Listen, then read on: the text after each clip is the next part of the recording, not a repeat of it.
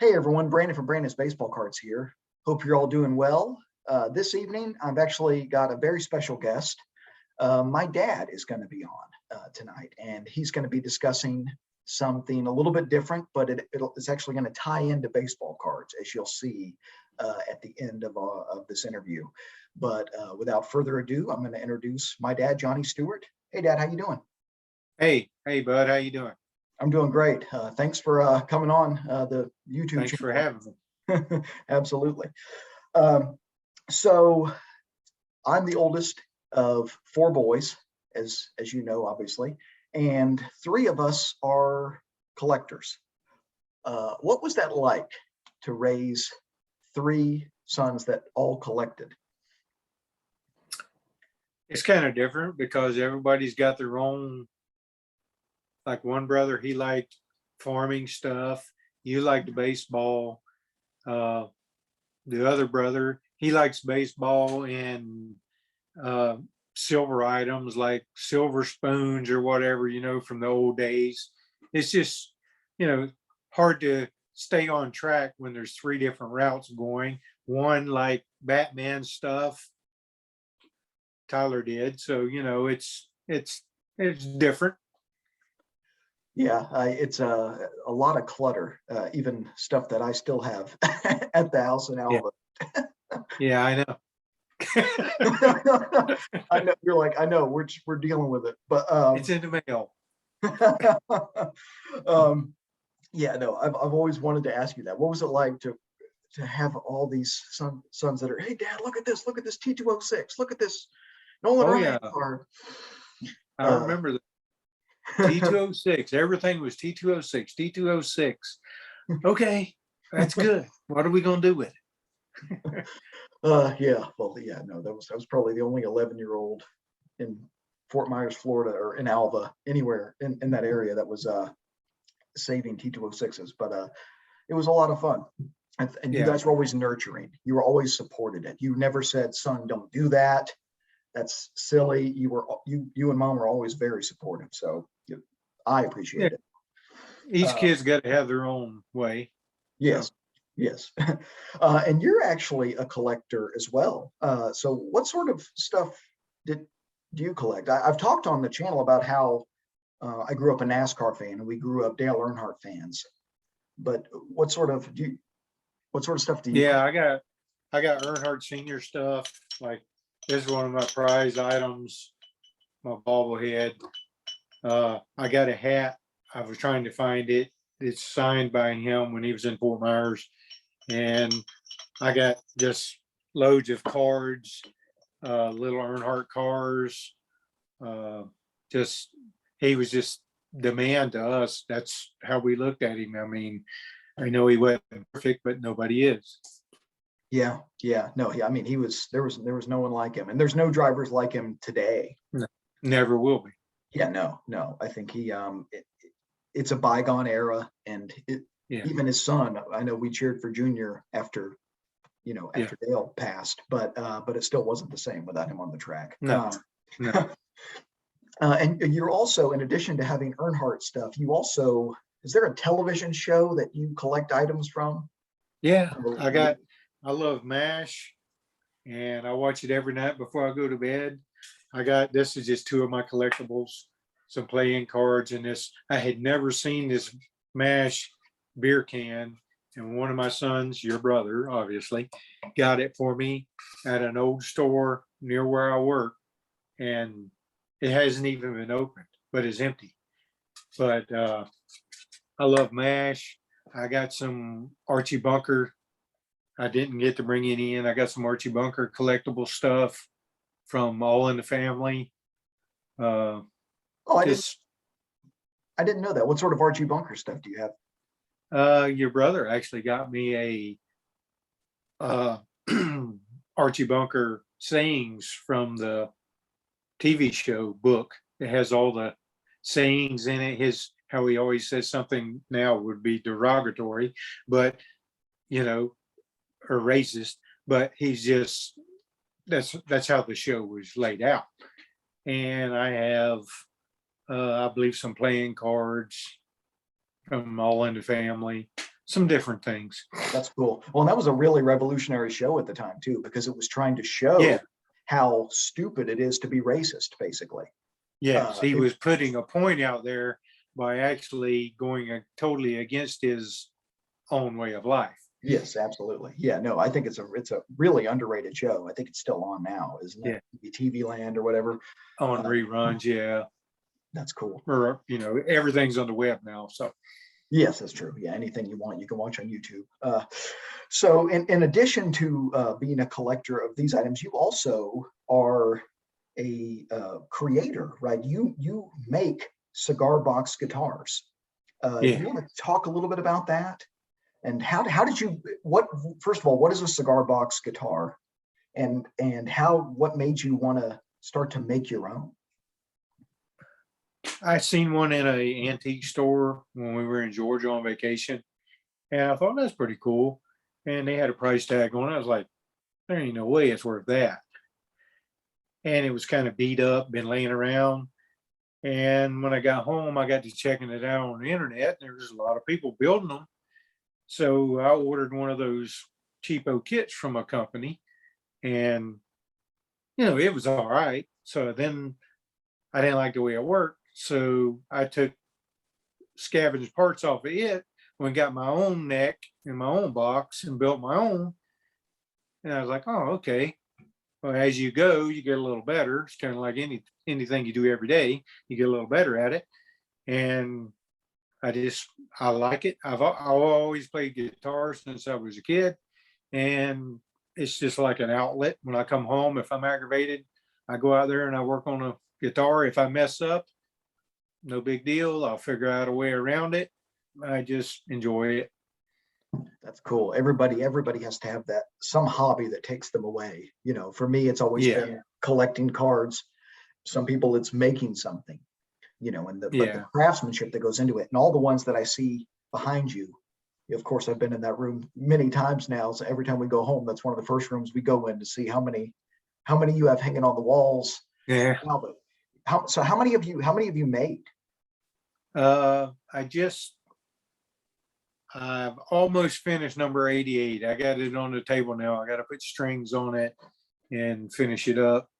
But I think I counted a while ago. I think I have 55 here. I've given some away. I've sold some. I got some in a cigar store in Georgia for sale. Okay, that's awesome. Just trying to enjoy it, you know, trying to not make a job out of it. Sure. And my dad actually has his own YouTube channel that I'm going to provide a link to in the description to this video. So if you could give him a sub, that would be very much appreciated. Check out his videos. He plays guitar on there. He talks about making cigar box guitars. It's a really cool thing that I had never heard of when he first started doing this. So do you want to show us the first guitar? He's going to show us a couple of guitars. This is one of my earlier ones. This is number 38. I don't know where the earlier ones are at right now, the first ones I made, but this one has a equalizer built in it and an amplifier. It plays real good. A couple of guys have played it at the Cigar Box Guitar festivals, and they liked it. They give me thumbs up. This is about my favorite one just because of the box. Oh, that is so cool. I had another one of these boxes, but I lost it in a fire. But I got one more here that I'm going to do. I'm just trying to plan out how I want to do it. That's really nice. Then I have this one here I made. This one is number 81. It plays so great. It's got little red fret markers on it. It's got a regular pickup in it, electric guitar pickup. The neck's real smooth. It's got real nice tuners on it. It's just fun, you know. It's not real expensive to build. It's just time consuming, and it's an outlet. So sure. Now there's one in particular that you recently made that I know my subscribers are going to be really interested to see. Would you mind showing that one and telling us a little bit about how you went about doing this? This is one of the coolest things Yeah. I've ever seen. This is one of my earlier builds. I think it's like number 18. And I got to seeing people on the internet how they were like putting stickers on and taking a box that's scratched or whatever and putting different things on it. And I got to talking with my son Brandon, and I was talking about, I said, you know, what would be cool is to take some baseball cards and put them on there. So him and his brother went through a bunch of older cards and laying them out. You know, this one's really not this or that or whatever. And I started laying them out, and it all depends what size box is going on. But I made this one, and it's got some Atlanta Braves. It's got Bobby Cox on it before he was a Brave. Got Dale Murphy card on it. Some of them, like for the sound hole, you have to mess up, but we try to use a card that's really not good for anything for that. Sure. Got a Craig Mcmurty when he was on the Braves. Trying to see who this one is down here.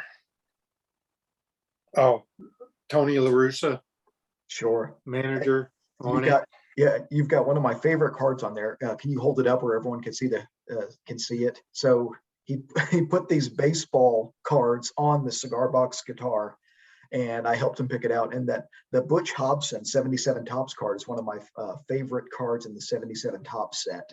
And likewise, the 79 Topps Tony Perez is one of my favorite cards in the 79 set. Just, it's weird seeing Tony Perez in an Expos helmet. Mhm. It's just weird because he was on Big Red Machine. And so, Yeah, but all of that's those, how I feel about Bobby Cox being with somebody else. I'm like, that's not how that's supposed to be. yeah, exactly. Yeah. To see Bobby Cox on 83 Topps Blue Jays as the Blue Jays manager is unusual. Yeah. So I just thought this was so cool. So was it easy to put the cards on there? What was the process? Yeah, it wasn't bad. Just trying to make sure you lay them out where you're not cutting one in half. All depends what size box you got, you know. You don't want to cut somebody's arm off or whatever. But it was a neat idea, and it just happened to work out when you were home. And I had been thinking about doing it like with NASCAR or whatever, you know, because I got a bunch of NASCAR cards and from the old days, and that might be a neat thing to do, especially if you got a box that's got some scratches or a gouge in it or something, you know, rather than like, well, it's not good for anything. Nothing's like that. I mean, you can always get good out of anything if you look at it hard enough. Sure. Yeah, it would be neat to do one with all Dale Senior cards on it, or maybe do a Jeff Gordon, Yeah, something like that. That'd be kind of neat. yeah, yeah. Well, maybe that's the next one. Well, I'm gonna next time we come, I'm gonna bring that one back, and that'll be that'll be part of my collection, because that is too This one's yours. It's not going anywhere. I appreciate that. No, well, thank you. Well, thank It's you. been hanging on the wall for about 3 years. It's not going anywhere. Well, awesome. Well, thank you for showing that.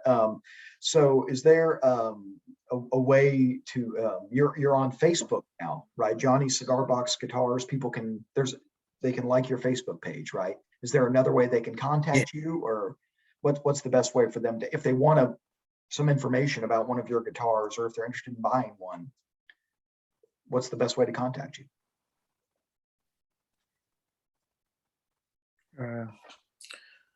Well, to call me, but it's better Okay, to sure. text me or whatever. Okay, Text me first. That way I'll know, you know, you're legit sure. or whatever. Sure. Well, And, you know, I'll tell you what I know. I've learned the hard way. Sure. Well, and what I can have, what I'll do is, if anyone would like to contact you, I can have them. I can reach out to them and work out and let them know your contact information. That way, it's not out there in the Yeah. everyone to hear. But but that way, but if anyone is interested, I will make sure that they get your contact information. Okay. Yeah. Awesome. And if not, you know, there's on the web, there's many people doing them, the guitars, and there's so much information there. It's just overwhelming. That's how I got into it. Sure. Well, yeah, it seems like it's a much larger community than people realize. Yeah. When you first started, I was, well, in addition to not knowing much about it, I was like, well, this is very niche, but it's actually seems like it's really growing. Like there's more and more and more Mhm. people that are beginning to do this. So I don't know. I just Yeah, must, I've built some for some players, big time players. And Paul Thorne, he has one of mine. His lead guitar player, Chris Simmons, he has one of mine. My sister purchased for them. I've had mine played at Cigar Box Guitar Festivals, and I got one that's signed by JP Soares, which is a blues player from Florida, and he is just excellent. And he's just great. And I was so good when he played it. I was like, wow, I cannot believe I made that. He makes it sound like that. But that's part of it. It's just the art of it. sure. And you don't have to play them. You can just hang them on the wall and look at them, use them for a conversation piece, like the baseball card when they wouldn't even have to have strings on it. It's a conversation piece.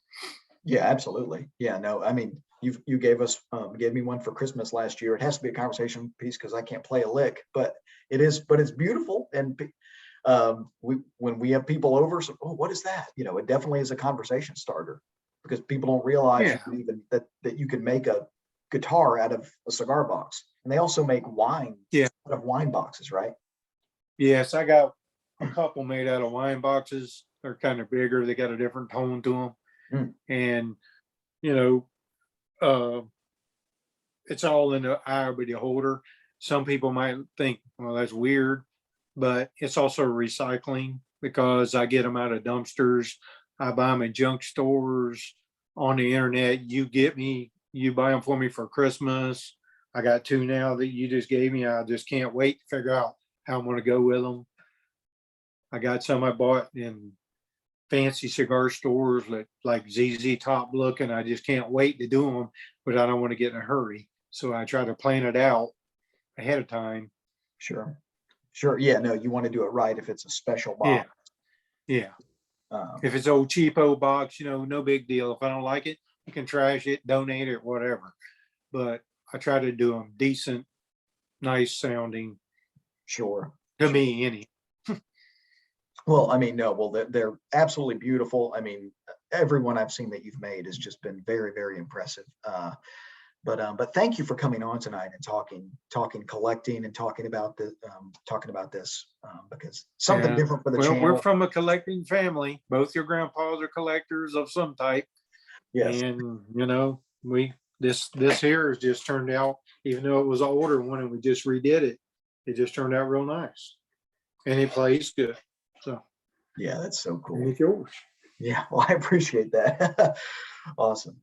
Well, thank you, Dad. And I really, really appreciate you coming on. And No problem, man. First time I enjoyed it. great. Well, great. Well, hopefully I'll have you on again. Well, thank you all for listening, and hope you enjoyed this. Something different tonight for the channel. But he's my dad, and he's a really, really good man. I learned a lot from him, and so hopefully you found that enjoyable and informative. But I'll be back with another video soon. Keep collecting vintage and open baseball, everybody. Thanks, bud. Appreciate it.